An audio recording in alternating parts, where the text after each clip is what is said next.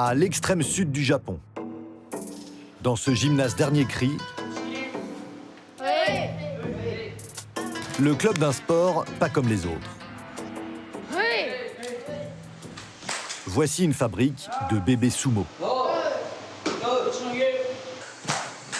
Ici, les enfants ne rêvent pas du destin de Messi ou Ronaldo. Leur obsession, devenir champion de sumo. Avec son embonpoint et déjà un mini-physique de lutteur, Toki n'a que 8 ans.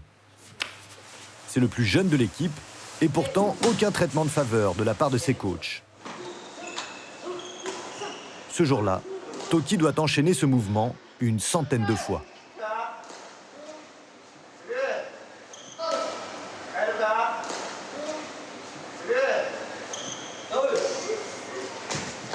Allez, continue. Lève tes bras plus haut. Garde tes bras en l'air. Courage.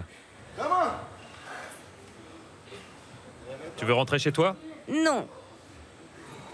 Le petit bonhomme enchaîne ensuite les combats.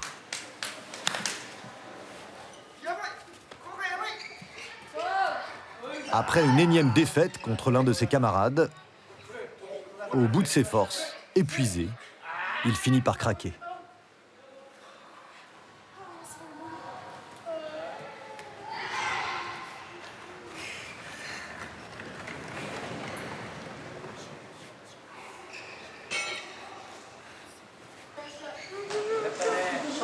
Vous n'êtes pas trop dur avec eux? Notre principe, c'est on pleure à l'entraînement et on rit au combat. Si on est trop gentil avec eux, ils ne vont pas progresser. Mais si on se permet de les pousser comme ça, c'est parce qu'on se connaît bien et que l'on se parle beaucoup. Mais oui, c'est vrai. On est sévère.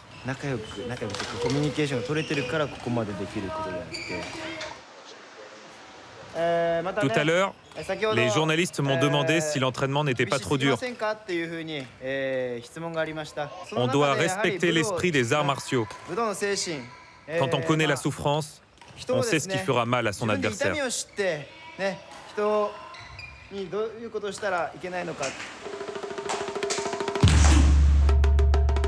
Les premiers combats de sumo auraient eu lieu il y a 1500 ans.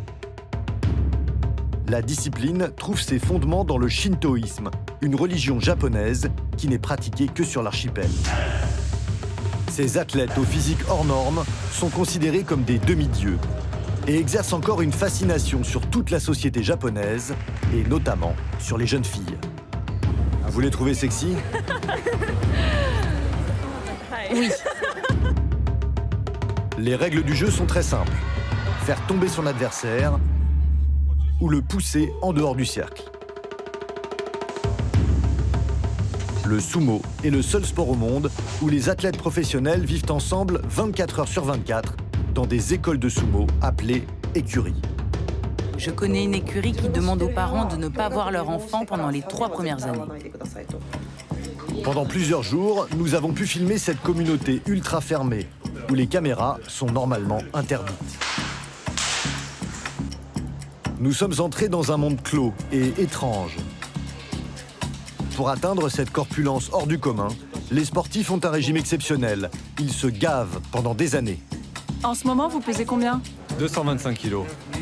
Un poids considérable fait de graisse mais surtout de muscles. Les sumotori sont des monstres de puissance. On n'a pas le temps de sortir, on n'a pas de petite copine. Dans ce monde, parfois archaïque, les femmes sont rigoureusement exclues.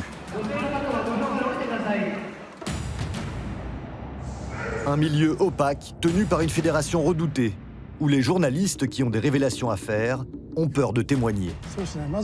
Parce que je veux continuer à faire mon métier de journaliste, spécialiste du sumo. Les scandales sont soigneusement gardés sous le tapis. Dès que j'ai vu l'état du corps, j'ai compris que c'était très grave. Enquête sur un univers magique, mystérieux et ultra secret.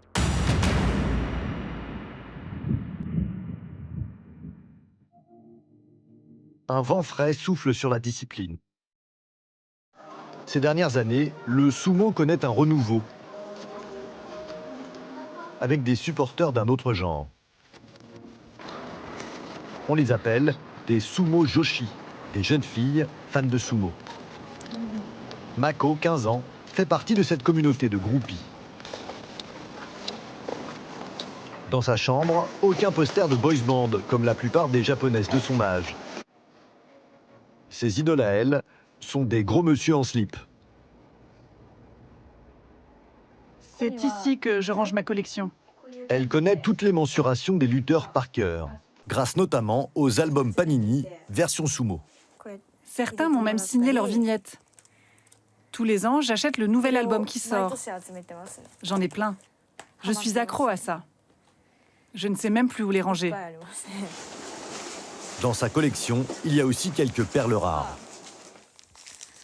Ça, c'est encore plus original. Ce sont des chaussettes traditionnelles japonaises utilisées par les grands champions de sumo pour s'entraîner. L'un d'entre eux me les a offertes. Et là, vous voyez, il me les a même dédicacées. C'est vraiment rare d'avoir ça. Dans ce tiroir, il y a aussi quelque chose que j'adore. C'est la graisse que les sumos se mettent dans les cheveux pour se coiffer. Ça sent hyper bon. À chaque fois que je sens cette odeur, ça me soulage. Par exemple, quand je suis fatiguée en rentrant de l'école, je sens ça et ça me procure une super sensation. Ça me détend.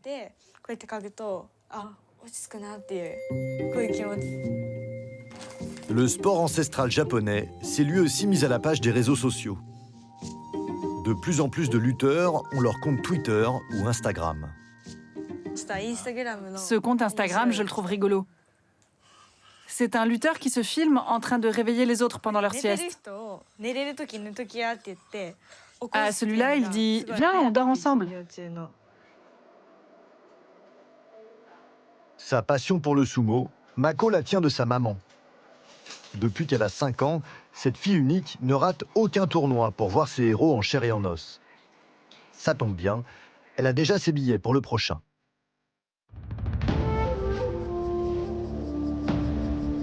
Chaque été, les meilleurs sumo du circuit font la tournée des grandes villes japonaises. Aujourd'hui, l'étape a lieu à Osaka, au centre du Japon. Mako vient de faire 3 heures de train depuis Tokyo. Même s'il s'agit d'une compétition amicale, c'est complet. Prix des places, entre 30 et 130 €.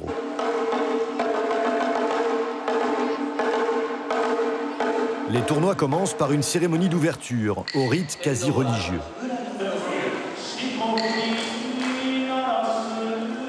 Ces hommes, aux chignons gominés, sont vénérés comme des demi-dieux. Mako, qui est venu avec sa mère, admire ces monstres de puissance qui se poussent sur un ring de 4 mètres de diamètre.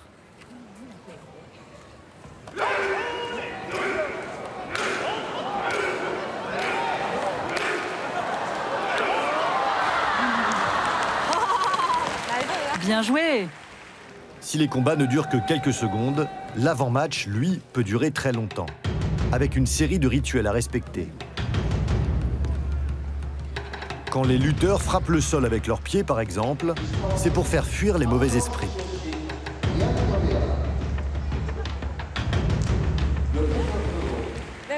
Et regardez, quand ils jettent le sel comme ça, c'est pour purifier le ring. Et avant le combat, ils boivent aussi de l'eau sacrée pour se purifier. Ce que j'aime, c'est cette dimension divine. J'adore ce côté mystique et la longue histoire du sumo. Une histoire que les arbitres préservent siècle après siècle en portant un costume qui date de l'époque médiévale japonaise. Dans un livre sacré qui date du 8e siècle et qui raconte la naissance du Japon, il y a 2 personnages divins qui se battent pour se partager le pouvoir sur les territoires. C'est ce moment que l'on considère comme l'origine du sumo. Dans le hall, le magasin de souvenirs remplit ses caisses et devant la sortie des vestiaires, toutes les générations font la queue pour obtenir un autographe ou un selfie. Parmi ses fans, comme à chaque tournoi, des jeunes filles en fleurs comme Mako, passionnées par ces gros bébés.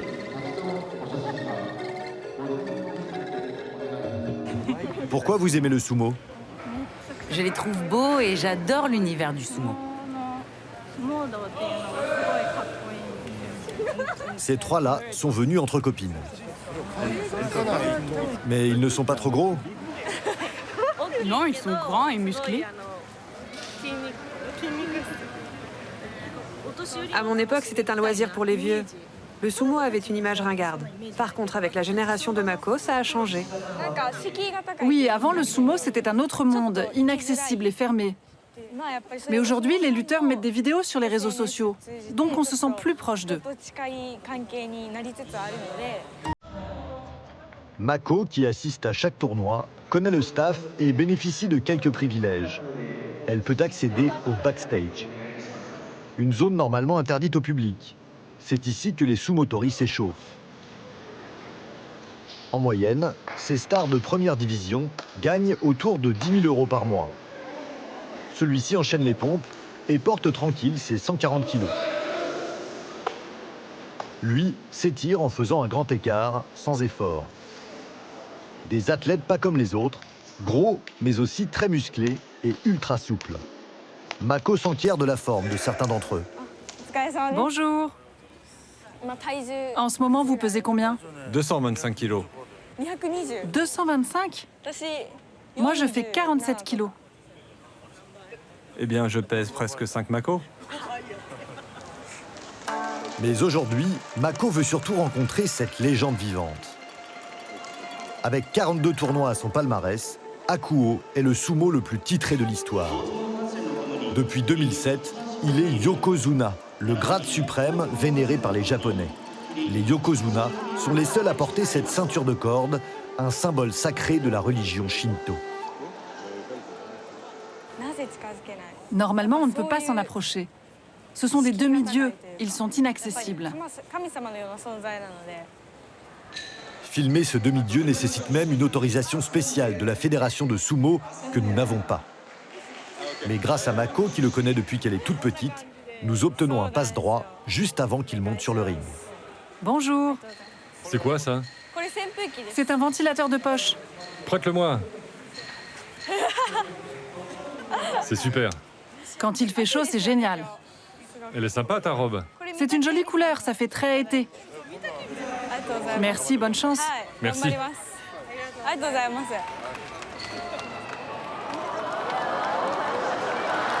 Hakuo, à gauche, mesure 1,92 m pour 154 kg. Cet après-midi, il affronte un autre Yokozuna. Mais pour ce match d'exhibition, aucun des deux champions ne va vraiment forcer, pour éviter la blessure.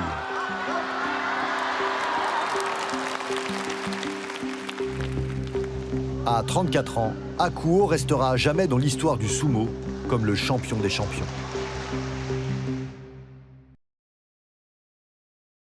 Au total, il y a un peu plus de 600 lutteurs professionnels au Japon. Pour les trouver, il faut se rendre à Ryogoku, le quartier des sumo au cœur de Tokyo. Avec son gigantesque stade dédié au principal tournoi de la saison, et ses lutteurs qui se baladent en kimono. Ils vivent tous dans des écoles de sumo que l'on appelle des écuries. Pénétrer dans cette communauté fermée est quasiment impossible. Nous avons obtenu l'autorisation exceptionnelle de filmer leur quotidien pendant plusieurs jours. Le sumo est le seul sport au monde où les athlètes vivent ensemble 24 heures sur 24. Il est 6h30 du matin. Les lutteurs, à peine réveillés et à jeun, sont déjà en tenue. Ces gros morceaux sont quasiment aussi souples que des danseuses classiques. Ce géant de dos qui mesure 2 mètres, c'est le maître de l'écurie. Une anomalie dans l'histoire du sumo. Il est le seul entraîneur d'origine européenne. Cet ancien Bulgare qui a obtenu la nationalité japonaise était un grand champion de sumo. Son nom japonais, Naruto. Mais ici, on le surnomme le David Beckham du sumo.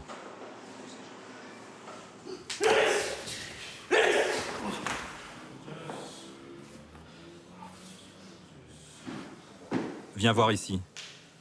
Si tu ouvres comme ça, c'est plus facile pour lui de te pousser. Fais plutôt comme ça. Je vous remercie.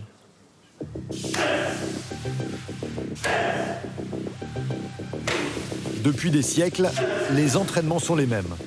Mêmes exercices, mêmes gestes et surtout la même souffrance.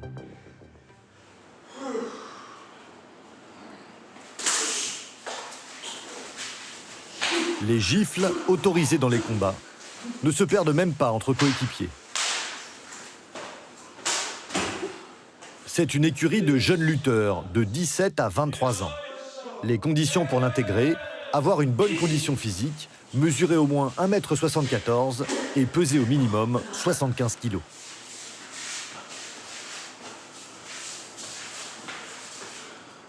Ujio est le plus âgé de l'équipe. Il a tout sacrifié pour devenir sumo il y a 1 an et demi. C'est vrai qu'on en bave. Mais si on abandonne parce que c'est trop dur, à quoi ça sert d'être entré dans une écurie? C'est aussi la peur de perdre qui nous pousse à continuer. Le monde du sumo est cruel. Il n'y a que 2 choix, gagner ou perdre.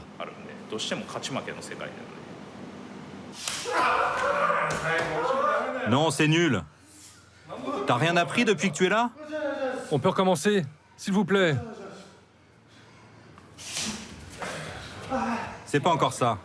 Allez, encore une fois. Oui, merci. Mon rôle en tant que maître, c'est de les accompagner. C'est tout ce que je peux faire. Sinon, ça doit venir du lutteur. Le plus important, c'est leur détermination. Le physique, c'est 20% de la réussite. Le reste, c'est dans la tête.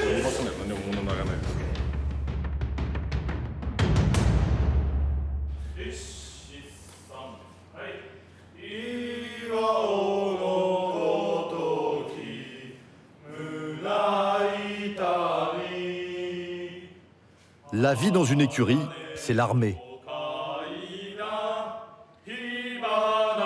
Avec l'hymne des sumo, aux accents guerriers, chantés à chaque fin d'entraînement.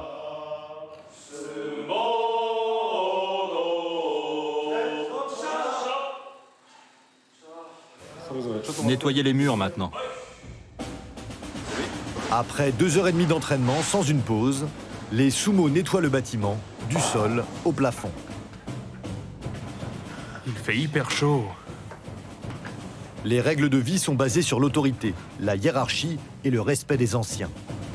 Les apprentis doivent accomplir toutes les corvées et accepter les humiliations. Si on monte dans le classement, on n'a plus de corvée à faire. À l'étage, d'autres sont de corvées de patates, dans la même petite tenue que celle de l'entraînement.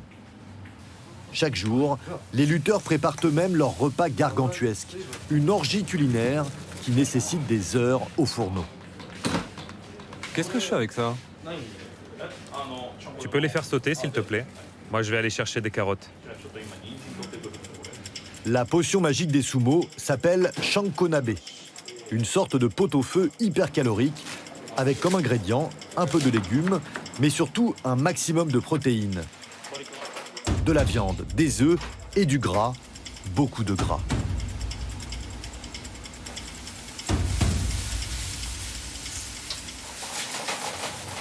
Aujourd'hui, au menu, un shankonabe au curry. On a aussi une salade de pommes de terre et des champignons sautés au beurre. L'important, c'est de manger beaucoup. C'est pour ça qu'on cuisine beaucoup. Le but, être très lourd pour mieux pousser sur le ring. Il est 11h, à table, pour un gavage en règle. En moyenne, les sumo ingurgitent 8000 calories par jour. C'est l'équivalent d'une vingtaine de gros hamburgers.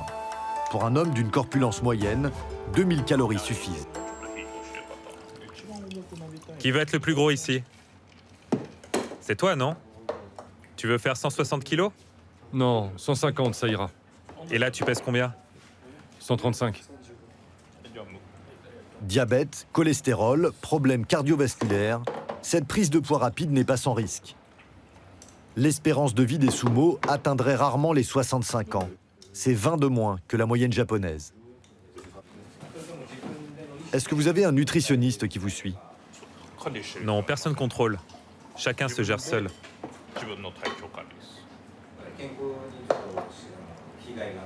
Mais c'est dangereux pour la santé. Oui, c'est vrai. Ça peut être dangereux pour la santé. Mais nous, ce qui nous intéresse, c'est surtout d'avoir un bon équilibre entre la graisse et les muscles. Parce que si vous n'êtes pas assez musclé, vous pouvez vous blesser. Chacun se fixe son objectif de poids. Chacun sait jusqu'où il peut grossir. Chaque jour après le déjeuner, le coiffeur attitré de l'écurie, qui manifestement ne suit pas le même régime, vient leur mettre un petit coup de peigne. Les sumo professionnels ont la même coupe que celle des samouraïs. Je mélange de la graisse et une huile spéciale qui sent très bon.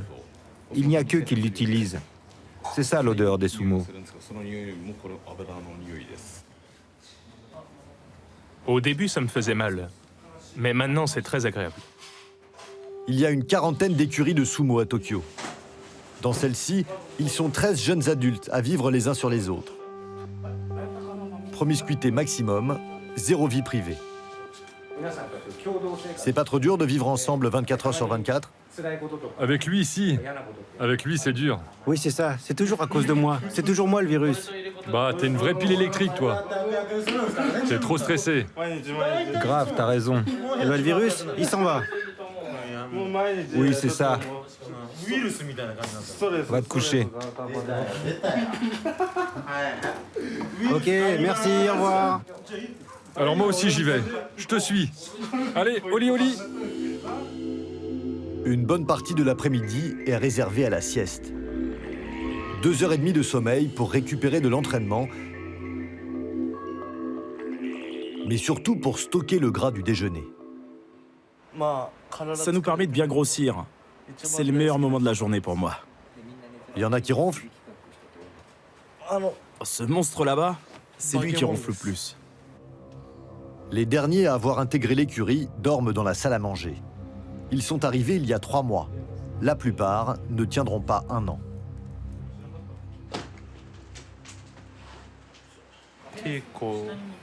Le plus dur, c'est l'entraînement. Et après, c'est toutes les tâches à faire à côté. Tant que je ne gagne pas, je ne change pas de niveau. Donc je suis obligé d'en faire plus que les autres. Dans l'ensemble, on s'entend bien tous, parce qu'on a presque le même âge. Mais bon, quand ils sont durs avec moi, ça rigole pas. Le programme de l'après-midi, c'est le même que celui du matin. Entraînement, tâches ménagères, dîner, extinction des feux à 22h.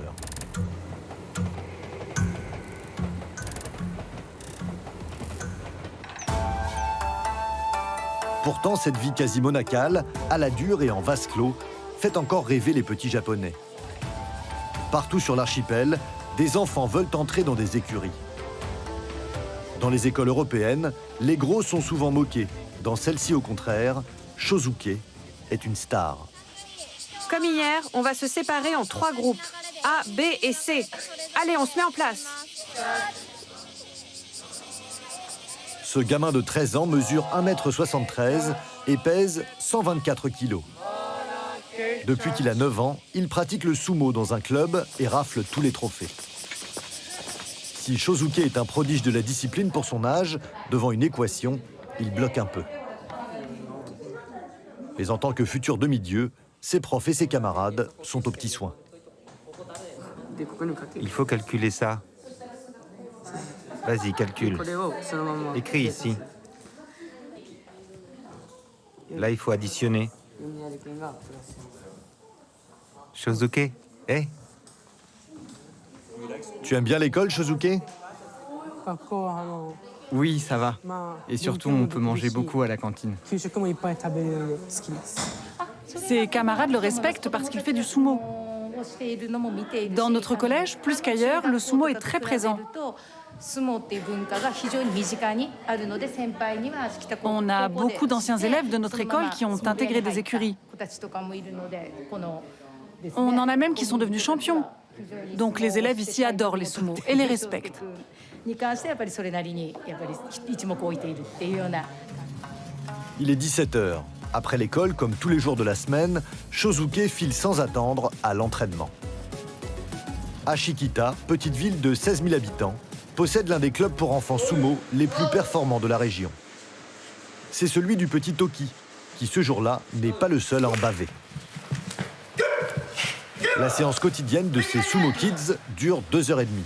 avec la même intensité et la même dureté que chez les adultes. Allez, enchaîne.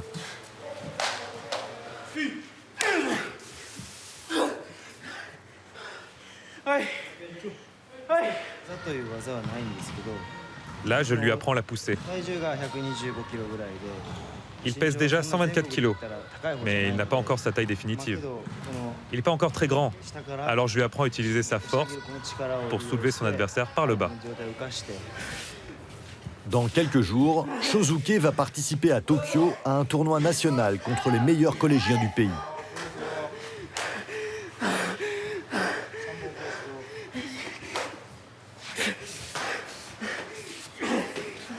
C'est son dernier entraînement avant la compétition. Il donne tout, voire plus.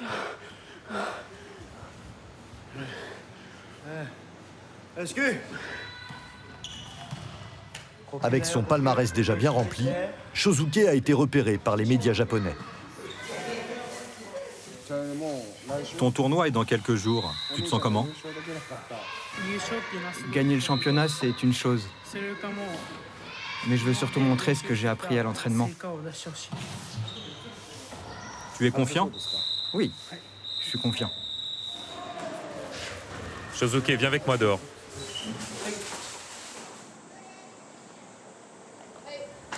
Pour le tournoi, reste toi-même. Fais ce que tu sais faire. Fais de ton mieux et garde la niaque. Tu peux aller très loin. Pour aller très loin, Shosuke va devoir faire d'énormes sacrifices. Faire une croix sur les loisirs, mais aussi sur les petites copines.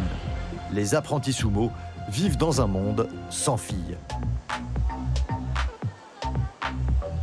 Ce soir-là, à Tokyo, des lutteurs de l'écurie de Naruto sont de sortie. L'une des très rares de l'année. Ces sumo, âgés de 18, 20 et 23 ans, ont la permission exceptionnelle de 22 heures. On doit rentrer avant le couvre-feu. Si on veut aller loin et si on veut rentrer après l'heure, il faut demander au maître.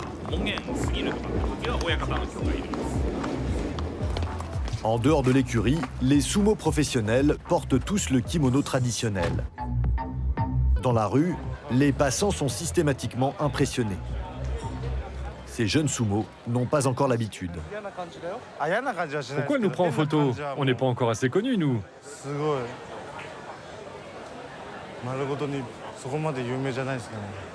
Oh non, tout le monde nous regarde. C'est trop. Mais on va peut-être rencontrer des filles ici. On pourrait draguer. Ça va, calme-toi. Ce soir, ils s'accordent une soirée karaoké, mais entre hommes, comme à chaque fois. Dans la playlist, des chansons à l'eau de rose.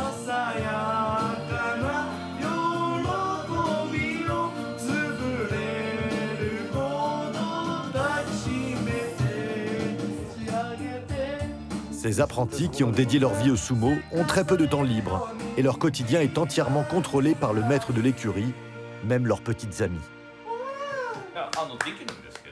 On a le droit d'en avoir, mais il faut le dire au maître. Faut qu'il la trouve convenable pour nous, pour pas qu'on se trompe. Mais on n'a pas d'occasion de sortir.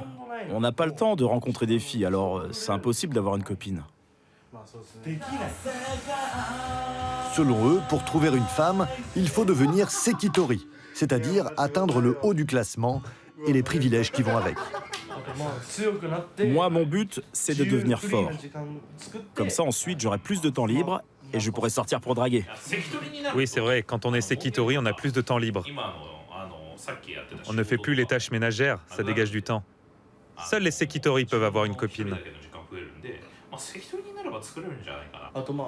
Et quand tu es sekitori, tu fais des tournées d'exhibition partout dans le pays.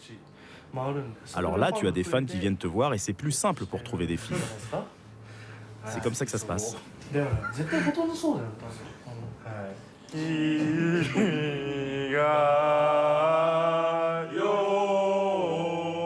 Le monde du sumo est ultra sexiste, avec la tradition poussée jusqu'à son paroxysme, jusqu'à l'exclusion des femmes. Un scandale a mis en lumière une règle moyenâgeuse, encore respectée à la lettre par la fédération. Avril 2018, le maire d'une petite ville près de Kyoto fait un malaise et s'effondre en plein discours sur le doyo, le ring où ont lieu les combats. Si personne n'intervient, il risque de mourir. Une infirmière qui se trouve dans le public se précipite pour lui prodiguer un massage cardiaque. 2 autres femmes montent à leur tour pour lui porter secours. Mais au micro, l'arbitre leur ordonne de quitter le podium immédiatement.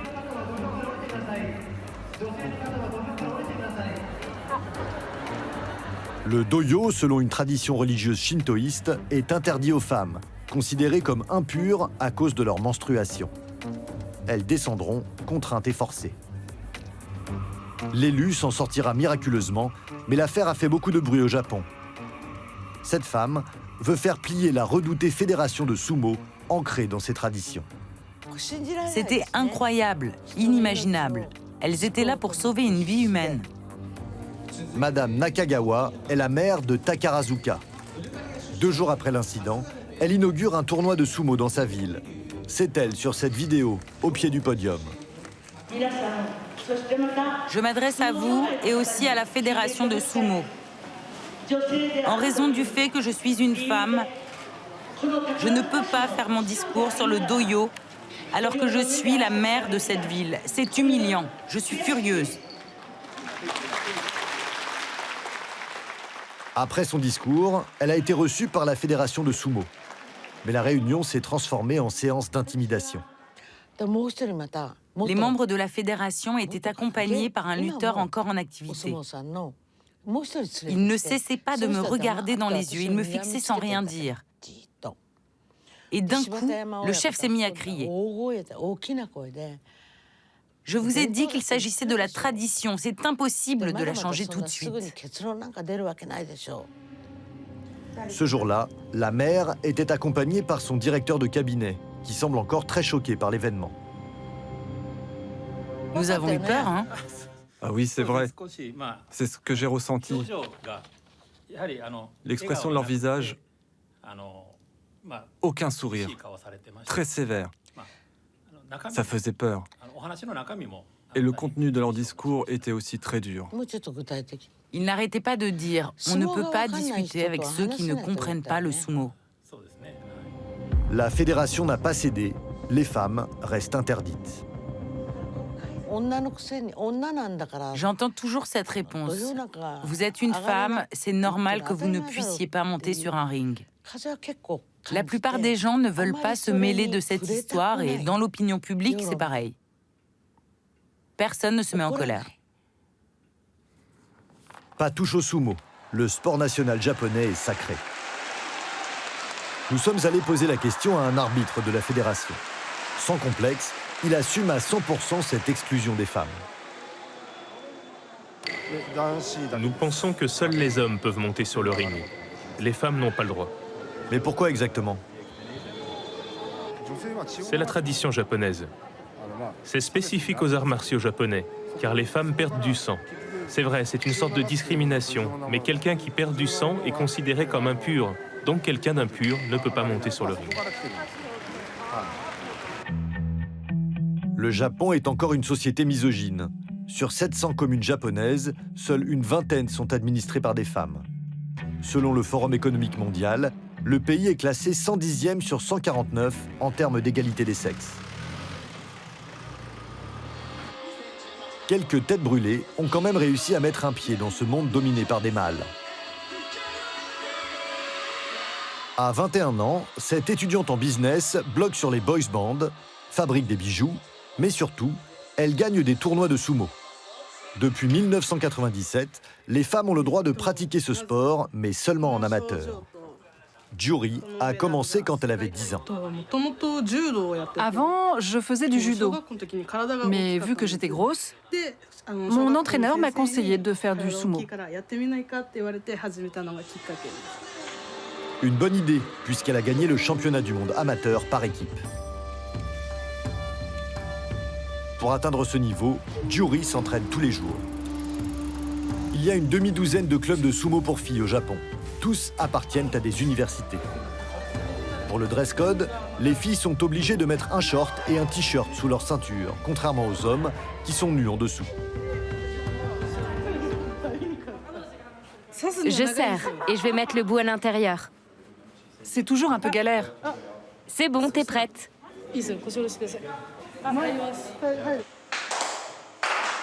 Ces femmes ont le droit de fouler le doyo uniquement parce qu'elles pratiquent un sumo amateur. Les entraînements sont mixtes. Les filles combattent aussi contre des garçons. Quand on s'entraîne avec les garçons, c'est le garçon qui est passif. Ce sont surtout des sparring partners. On s'entraîne à les pousser pour être plus puissantes en compétition.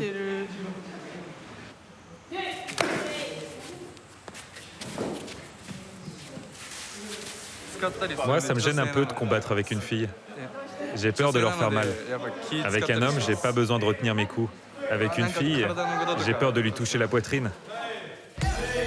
Même si elles sont de plus en plus à pratiquer le sumo dans un club, le nombre de licenciées féminines reste marginal. En junior, il y a une fille sumo pour 300 garçons. Aucune ne pourra devenir professionnelle parce que c'est interdit par la fédération.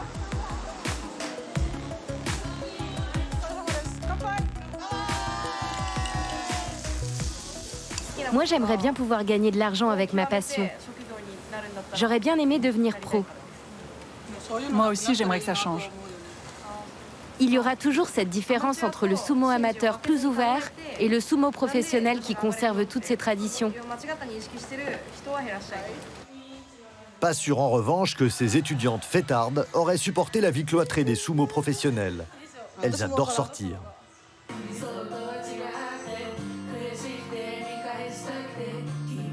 Elles ne sont pas obligées de demander la permission pour avoir un petit copain. Mais leurs histoires d'amour restent quand même dans le milieu du sumo, puisqu'elles sortent avec les garçons de leur club. Oui, c'est mieux d'avoir un petit ami qui fait du sumo parce qu'il s'en fout que tu sois bien foutu.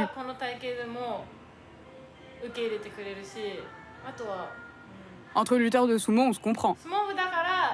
Il accepte que je sois un peu grosse et il ne se plaint pas si je mange beaucoup.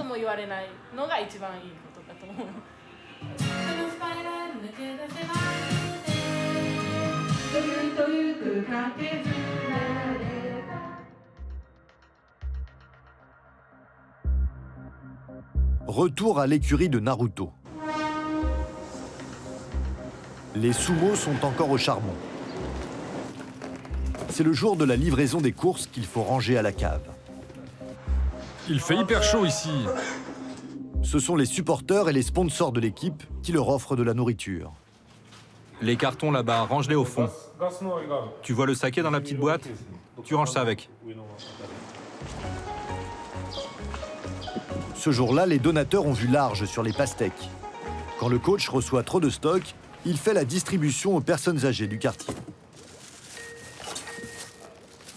Bonjour madame. Bonjour, vous allez bien? Je viens pour vous offrir une pastèque. Merci beaucoup. Merci de faire ça régulièrement.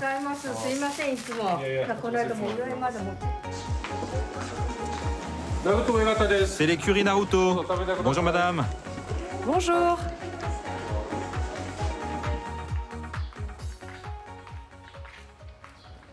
C'est important d'avoir de bonnes relations avec nos voisins. Parce que mes sumos sont jeunes et ils font parfois du bruit. Parfois ils parlent fort. Je veux que nos voisins soient contents de nous avoir dans le quartier. Le maître de l'écurie, c'est le seul qui a la belle vie et qui a le droit à un appartement et à une famille. Le 4e étage de l'immeuble lui est réservé. Il habite ici avec sa femme et ses 2 enfants. Dans les années 2000, Naruto était une star. Le premier Européen à atteindre le top du classement. Ça, c'est l'un de mes souvenirs préférés. Quand j'ai battu pour la première fois un Yokozuna. C'était le meilleur à l'époque. Ça montre bien qu'ils ne sont pas invincibles. Ça m'a donné beaucoup de confiance.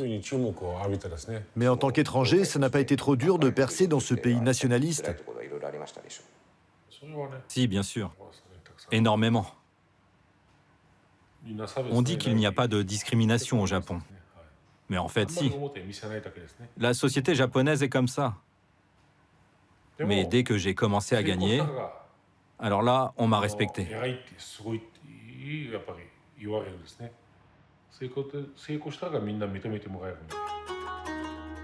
Parmi son fan club, un certain Jacques Chirac, ici à la sortie d'un tournoi en mars 2005.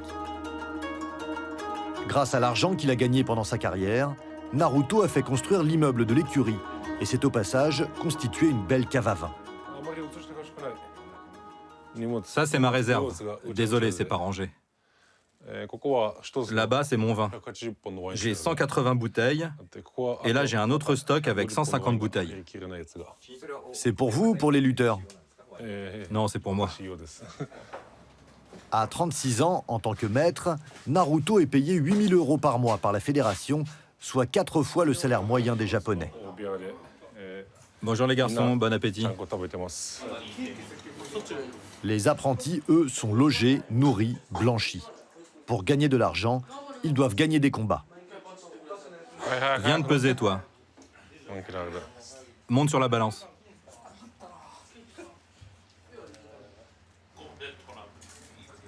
« 127 kilos. » Il a pris 2 kilos. Lui, c'est le seul qui est trop gros. Il a trop de graisse et il n'est pas assez musclé. Alors il faut qu'il maigrisse. Je sais qu'il adore manger, mais il doit maigrir. Naruto a ses poulains sous la main en permanence. Pas question pour le Bulgare de revenir sur cette exception japonaise. Pourquoi c'est important que vous viviez tous ensemble comme ça? Par exemple, dans la boxe, les jeunes doivent travailler à côté. Ils sont obligés d'avoir un boulot alimentaire. Et ensuite, le soir, ils s'entraînent. Dans une écurie, c'est pas comme ça. Ici, en fait, ils s'entraînent 24 heures sur 24. Tout est fait pour progresser. Ils ont tout à portée de main. Impossible pour lui d'émettre la moindre critique. Au Japon, dans le milieu du sumo, personne n'ose. Malheur à celui qui entache l'image du sport national. Les yokozuna, avec leur ceinture sacrée, sont censés avoir un comportement exemplaire. Celui-ci est passé du statut de demi-dieu à celui de paria, pour un faux pas. Sa carrière a été détruite pour une simple bagarre lors d'une soirée arrosée dans un karaoké. Au Japon, cet écart de conduite fait la une de toute la presse. Le yokozuna et son entraîneur sont obligés de se présenter devant les caméras pour une séance de contrition. De tout cœur, nous vous présentons nos excuses. L'entraîneur en larmes et le yokozuna tête baissée, comme le veut la tradition japonaise. Je présente mes excuses au peuple japonais, aux fans de sumo, à la fédération de sumo, à l'ensemble de mes sponsors et à mon entraîneur. Le champion prendra sa retraite forcée quelques semaines plus tard. Un petit scandale qui détruit une carrière. Le plus gros de la décennie, lui, a failli ne jamais sortir. Cet homme a eu le courage de briser l'omerta. Le professeur Diwa est médecin légiste. En 2007, il voit arriver sur sa table d'opération le cadavre d'un jeune sumo qui, selon le premier constat de la police, aurait fait une crise cardiaque à l'entraînement. Dès que j'ai vu l'état du corps, j'ai compris que c'était très grave. Aucun doute, le corps qu'il a devant lui a subi un lynchage. Ce jeune sumotori de 17 ans a été tabassé à mort par son maître et plusieurs de ses coéquipiers parce qu'il avait tenté de s'enfuir de l'écurie. Devant les policiers, le maître affirme que son élève est mort à cause d'un entraînement trop poussé. La police classe le dossier. Le corps est rendu à la famille. Mais les parents de la victime ne croient pas la version officielle. Le professeur Diwa se met sur le dossier. Ça, c'est typiquement une blessure provoquée par un coup de bâton. Quand on regarde bien sur la cuisse gauche, il y a la même. Sur la fesse aussi, c'est la même blessure. Sur le flanc droit, j'ai constaté une fracture des côtes.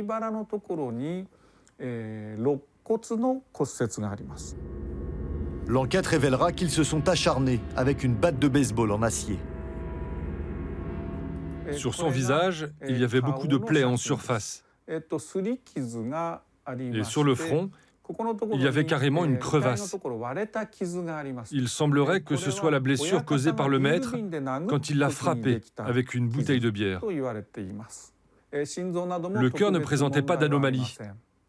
Mais dans les poumons, en revanche, il y avait une grosse hémorragie causée par un choc. Je pense que c'est à cause de tout cela qu'il est mort. Depuis plusieurs mois, le jeune Sumo était maltraité par ses aînés. Il voulait quitter l'écurie. Son père ne se doutait de rien.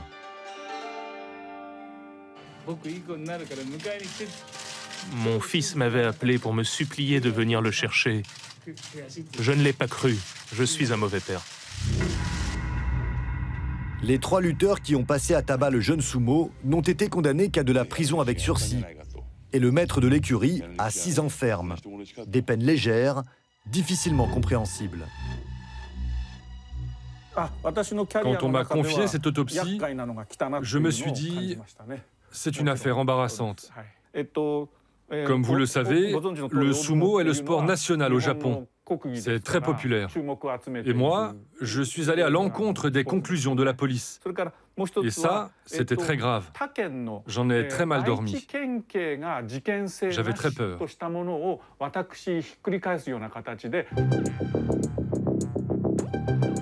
Si la vérité a failli ne jamais éclater, c'est que la puissante fédération de sumo fait peur. Dans une démocratie comme le Japon, même les journalistes n'osent pas critiquer le monde du sumo. Pour nous parler de ces scandales liés au sport national, nous avons contacté une dizaine de journalistes. Un seul a accepté de nous parler, mais sans montrer son visage. Parce que je veux continuer à faire mon métier de journaliste, spécialiste du sumo. Et si la fédération apprend que j'ai parlé, que j'ai accordé une interview, cela va compromettre mon travail dans le futur. J'aurai moins d'accès et plus d'accréditation.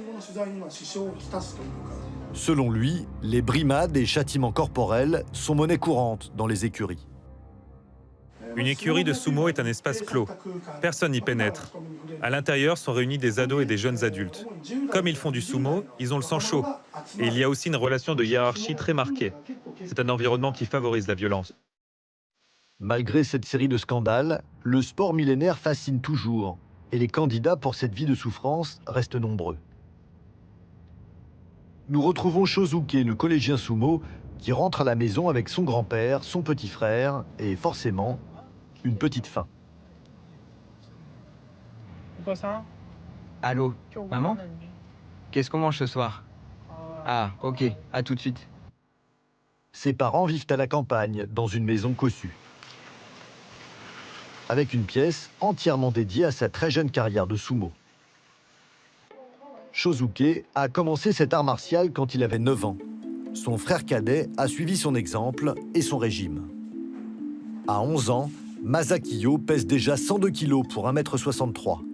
Les 2 frères n'arrivent même plus à compter leurs victoires. Là, il y a 3 rangées de trophées. 1, 2, 3. 80% des coupes sont à moi et j'ai eu au total 86 médailles, je crois. Chez les Yamashita, quand les enfants passent à table, ça ressemble à ça. Partout dans le monde, les ados chassent les bourrelets et veulent un corps d'Apollon. Eux visent les 150 kilos.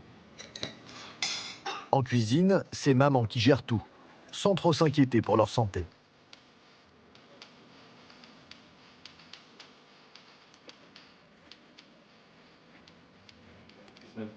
C'est pas trop cher le budget nourriture?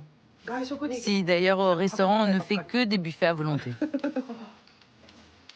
Dans quelques années, ces enfants vont quitter la maison pour intégrer une écurie et affronter le monde violent des sumo professionnels.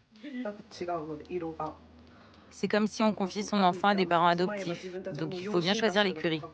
Parce que oui, c'est vrai, il y a eu beaucoup de scandales. Peut-être que vous n'allez les voir qu'une fois par an, ça ne vous inquiète pas? Ça peut même être pire. Je connais une écurie qui demande aux parents de ne pas voir leur enfant pendant les 3 premières années. Même si vous le croisez au tournoi, vous n'avez pas le droit de lui parler. Mais si c'est pour qu'ils deviennent plus forts, j'accepterai. C'est le prix à payer. La semaine, Shosuke vit en pension chez son coach. Il revient chez ses parents tous les week-ends et retrouve ses 13 ans.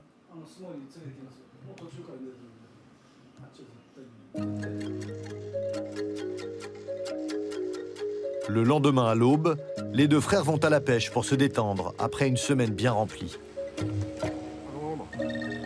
Hé, grand frère! Attends, regarde. Quoi, il y a du poisson par là? Derrière la nonchalance de cet adolescent de 13 ans se cache une détermination à toute épreuve. Qu'est-ce que tu aimes dans la vie de sumo? Il se lève tôt et s'entraîne dès l'aube. Je trouve ça super. Moi aussi, je veux m'entraîner très tôt le matin. Il y a eu des scandales dans les écuries, des violences, des brimades. Qu'est-ce que tu penses de tout ça?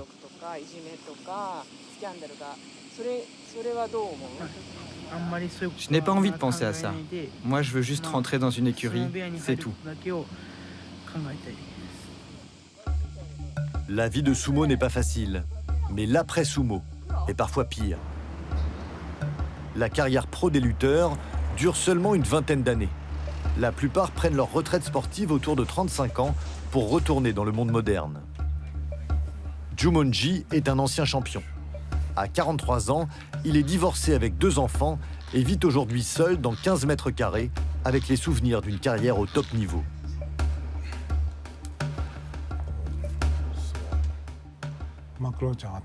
Là, c'est quand j'étais en première division. La première division, c'est à part. À tous les niveaux, on nous traite comme des rois. Je sentais que j'avais réussi, j'étais fier.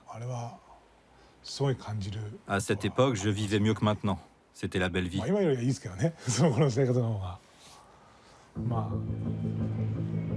En première division, les lutteurs gagnent autour de 10 000 € par mois. Sans diplôme ni formation, retrouver un travail une fois leur carrière terminée n'est jamais évident. Jumonji a été cuisinier puis serveur. Aujourd'hui, il travaille dans un restaurant spécialisé dans le shankonabe, le plat ultra-calorique des sumo. Oui, c'est vrai qu'entrer dans la société, dans la vie active après avoir été sumo, c'est difficile. Mais on est habitué à subir des entraînements très durs, à faire des efforts. Donc comparé à ça, tout est moins difficile. C'est vrai qu'on était dans la lumière. Mais on n'a pas le choix, c'est la vie, il faut faire avec. Et maintenant, j'essaye de m'en sortir de mon mieux. Mais mon expérience était géniale. Ce n'est pas donné à tout le monde. Pour Shosuke, c'est le grand jour. Son tournoi a lieu dans le parc d'un sanctuaire shinto de Tokyo.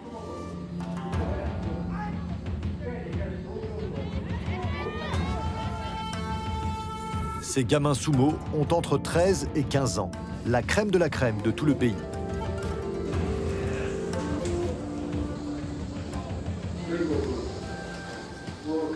Je déclare ouvert le tournoi national des collégiens. Toute la famille de Shosuke est venue pour l'occasion. J'ai le cœur qui bat vite. On ne sait jamais comment ça va se passer. Chaque veille de compétition, je n'arrive pas à dormir. Frangin, tu te sens comment? J'ai peur. Tu sais contre qui tu combats? Non. T'es hyper nerveux? Oui. T'es pas confiant? Je sais pas, on verra.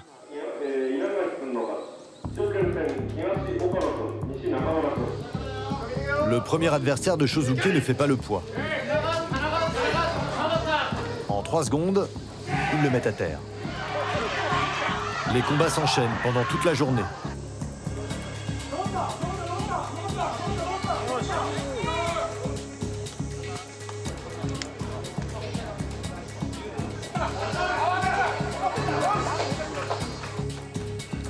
Les blessures sont fréquentes. Ce lutteur termine en sang.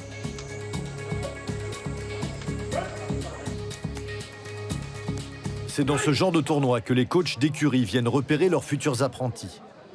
Les plus précoces deviennent professionnels vers 16 ans. Shosuke remporte 2 autres combats.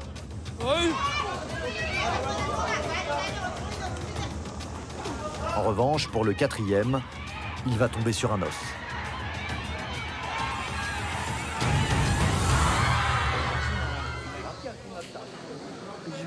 Aujourd'hui, j'étais pas dans ma meilleure forme.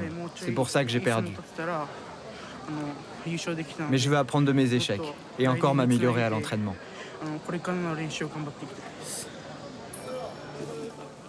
Malgré cette défaite, Shosuke continue de croire en son destin.